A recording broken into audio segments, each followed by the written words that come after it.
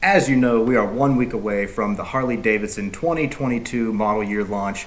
Are we in for the same thing? Simple color changes, simple updates? Or is there something interesting coming up on the 26th? Let's find out.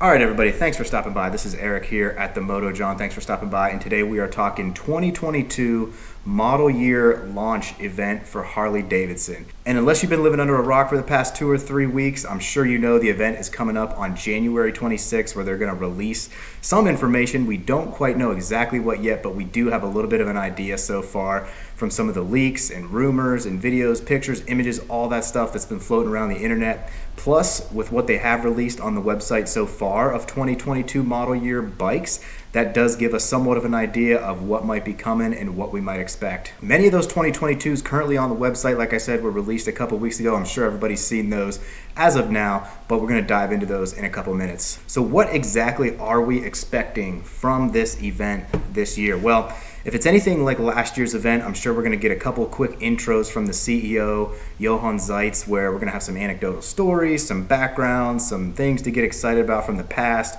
some things they're planning on moving in towards the future, and different things like that. Personally, last year, I wasn't super excited or super impressed by what they put together last year. There was a lot of long-winded stories that came up, a lot of different kind of things that I just kind of skipped right through. The big things that I was interested in is I just really wanted to see what bikes were changing, what new things they had coming up, and you kind of had to sift through a little bit of the presentation to get directly into some of that stuff that you were looking for. And I'm sure this year we'll probably get more intros or cameos from our boy Jason Momoa, Mimosa, Aquaman, whatever the hell his name is. They'll probably include some other celebrities along the way that we don't really care about. We really just want to hear about the bikes. Like I said, what I really thought was interesting last year was when they dived into some of the interviews and stories from like the engineers and the designers of the bikes that were changing. They gave a good background on some of the changes, why they changed it, things they were hearing from the consumers that made them want to make some of these changes and updates. And I felt like those stories and those details were much more interesting than some of the more anecdotal things that happened at the beginning, some of the different traveling stories and stuff like that. Some people might like that. I just kind of skipped right through it, but I'm sure we can kind of expect a little bit more of that this year on the event on 26th. As we know, what they reviewed last year in this event was really only the bikes that had major changes to them. So last year they reviewed a lot of the Street Bob. Obviously that went from the 107 to the 114. They reviewed a lot of the CVOs that had some changes. I think there was a little bit of a change to the Fat Boy. And I would assume that we're going to expect a lot of that same thing this year, obviously, because the 2022s, they're already up on the site. We already know some of that, so some of those things that haven't quite changed.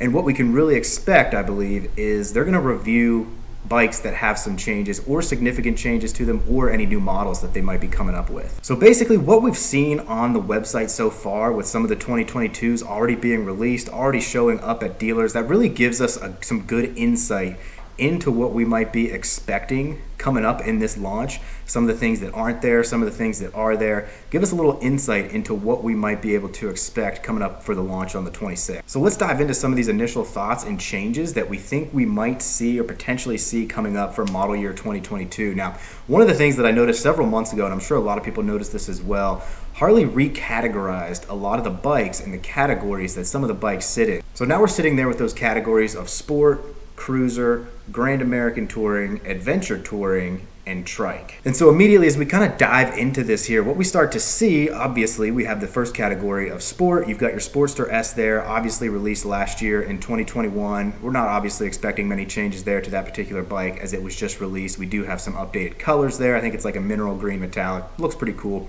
But what this, I think, tells us is that because we have a sport category, we've got to add some additional bikes to that category, I would think.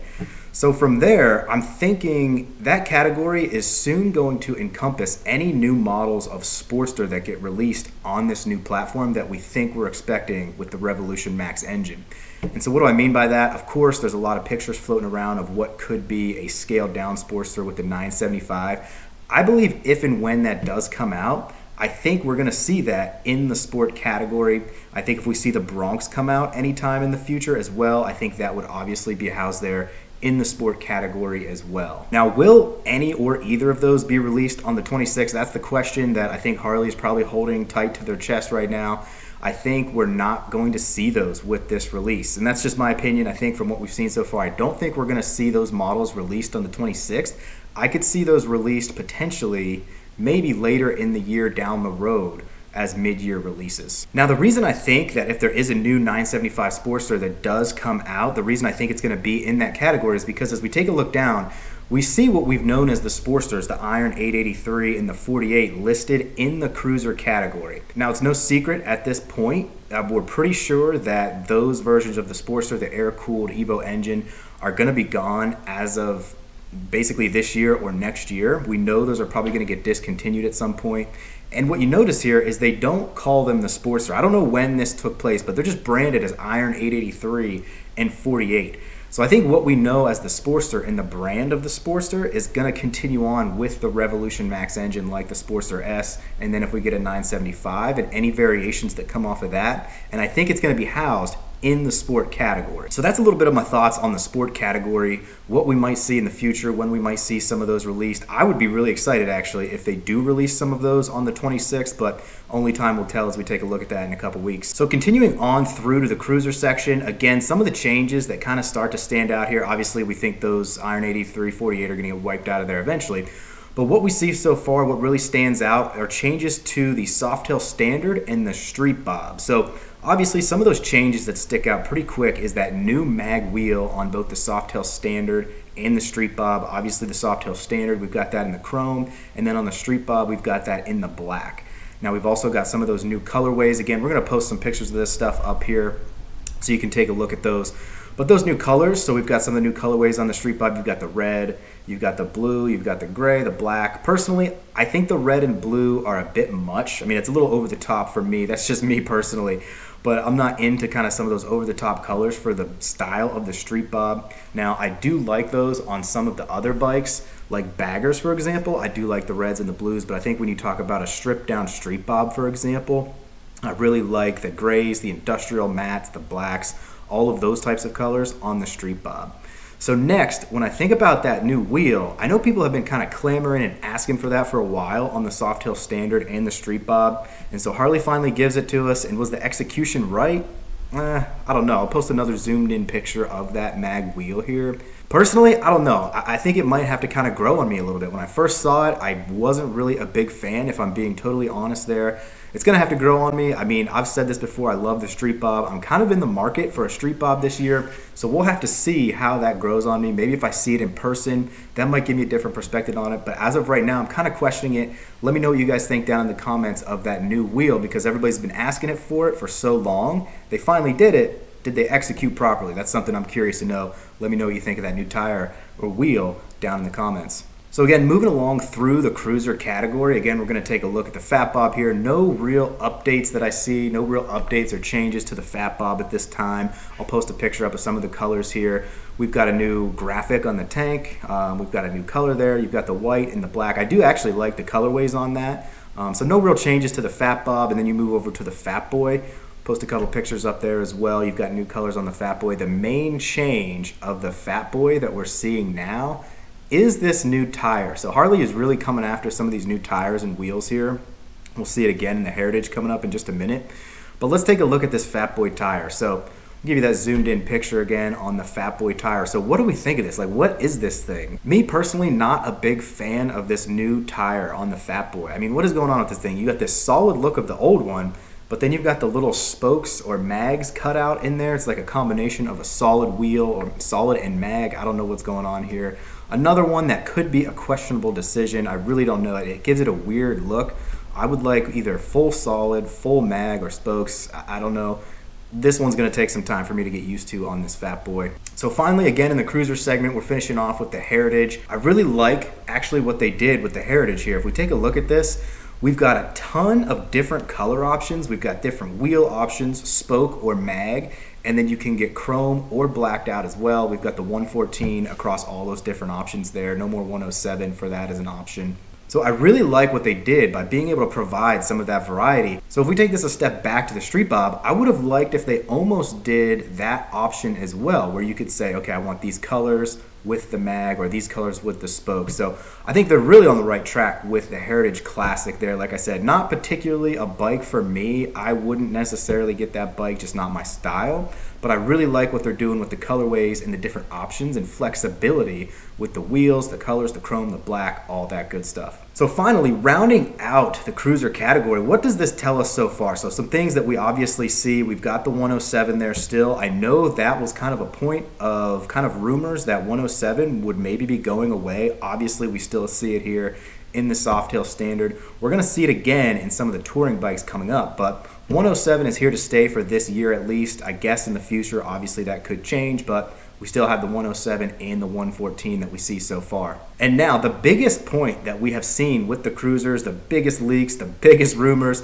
you know where I'm going with this. The Lowrider S is obviously currently missing from the 2022 lineup. So what does that tell us from all the pictures, the leaks, the rumors that we've been seeing so far? Everything that we have seen leaked so far, and there's a lot of people doing a lot of great investigative work out there to get some of this info out. I don't know where they're finding it, where they're seeing it, but it seems to be pretty accurate at this point. So it looks like we're getting a little bit of a different version or upgraded version of the Lowrider S with the 117 motor in it. A little bit of an upgraded suspension. There is potentially some change in the bars there. We can't quite tell from the pictures so far, but that appears to be one of the biggest changes so far that I've got to assume is going to be addressed on the 26th. And then another one of the leaked pictures that we've seen is a touring option Lowrider S. And the more and more that gets dug up about this and the more that is seemingly coming out about this, seems like it's pretty accurate and pretty true. We've got the Lowrider S with a fixed fairing on the front and the hard case bags on the back. So obviously, I'm assuming that would as well have the 117 in it, of course. So we're looking at potentially two different models of our Lowrider S here because it's not released on the website now. It's got to be something that's going to be discussed on the 26th at that point in time. The Lowrider S with the 117 and then Lowrider S 117 touring bags and fairing as well. I know a lot of the conversation, a lot of the rumors and leaks have been coming out about that. I think that's going to be a huge win if all of this is true, if they pitch it right on this event. I think this is going to be an absolute home run for Harley if all of this is right and accurate, which at this point in time it seems like it is. I'm excited to find out on the 26th. All right, so moving on to the Grand American Touring, obviously we're still going to see the 107 here. A lot of rumors initially were that it was going to be going away possibly and then replaced with the 114s across the board, maybe 117s in the specials, but that doesn't appear to be the case right now. But I'm assuming Harley has something coming up their sleeves in this category in the Grand American Touring, the baggers, because from what we see so far, there's not really much changed through this category. It's the street glides, the road glides, they're all pretty much looking the same. Nothing we can really tell from the website at this point. Of course, some paint upgrades, some different colors, some different changes there is all we really know so far on these. So what are we assuming is coming down the pipeline? There's got to be something for this event related to baggers on the 26th. So what's it going to be? At this point, I've got to assume that it's going to be related to the CVOs. Now, one thing that we can think here is if the Lowrider S is going to get a 117, we've got to assume that maybe the CVOs are going to get a bigger engine on top of that, because for the CVOs, you've got to have that premium option. It's more upscale. They're trying to increase the margins there. Are they going to put a 122 in there? Are they going to do some type of bigger upgraded engine to create that premium feel for the CVOs? I think that might be one of the things that could be discussed on the 26th. So I think that's really going to be one of the things that's focused on the 26th is going to be the CVOs, different tweaks and details, and an upgraded engine to the CVOs that we're going to see in the Grand American Touring category for the baggers. CVOs were a huge focus of that event last year from what I recall. There was a very big focus on those, the different paints, some of the different features and upgrades that they added, the little tweaks and things like that. So I really think CVOs are going to be a focus there this year for the event. Another thing that could be an option in Grand American Touring is if we take a look, recall back to some of those Lowrider S leaked videos, we also saw something in the background that looked like a bagger with inverted forks. So if that's the case, that could maybe be a new model as some variation of a special, or it could be what the CVOs are going to have across the board now is inverted forks. So maybe we get it as its own model, or maybe it takes place as the CVOs. Maybe some of these baggers coming up are going to have inverted forks. I would say that's another thing to keep an eye out for on the 26th in that category of Great American Touring and baggers. Finally, as we wrap it up, obviously we've got adventure touring, we've got the trikes. I'm not going to focus too much on those. I don't really think we have much coming up to those. Pan America, obviously we've got on the site already. It's going to have some color changes. I don't think we see too many changes there. Trikes, I mean, honestly, I'm not too interested in trikes myself. I think anything that's going to pop up, we've got 2 on the website already. I think anything that pops up there will probably be a CVO trike from my assumption. So there you have it. That's kind of my quick recap, my analysis so far of what we see so far on the site, what we've seen leaked, what could potentially be coming, what we're expecting for this event on the 26th. Let me know some of your predictions and thoughts down in the comments. What you think is going to be coming up on the 26th, changes, removals, different bikes, new models, changes to models. They got to have something up on their sleeve. There's a lot of bikes already released on the website like we just talked about for 22. There's got to be something coming up more than just some Lowrider S changes. So let me know what you think those are going to be down in the comments. But yeah, I'm excited to see what's coming up for the 26th. Like I said, I'm sure we'll get some of those anecdotal stories. We'll get some interviews. We'll get some backgrounds from designers, engineers. I'm sure we're going to have an appearance from my boy Jason Momoa, Aquaman. I'm sure he's going to be popping up on a bike at some point. And of course, I'll try to follow up this video with a recap or my initial first thoughts and impressions on that, see what new stuff came out, see if there was anything exciting happened, or if it was lame, or if it was a letdown. Maybe I'll just disregard any of that. And don't forget, as we wrap this one up, I wanted to show you guys the 215 Moto hoodie I got going on here. Make sure you check these guys out. I'm going to link their Instagram information down in the bio. Make sure you go check them out. They got the PA Philly themed Moto gear. We got hoodies, t-shirts, long sleeves, tanks, socks, hats, beanies, all that good stuff. Make sure you check out their info. Hit them up on Instagram. Tell them you heard about them from a Moto John video. Maybe they'll hook you up with a sweet discount, ship you out some good stuff there. So of course, that is going to wrap this one up for now. Thanks for stopping by. Make sure you guys ride safe out there. Make it a good one, guys. It's the Moto John. We'll see y'all on down the road. Peace.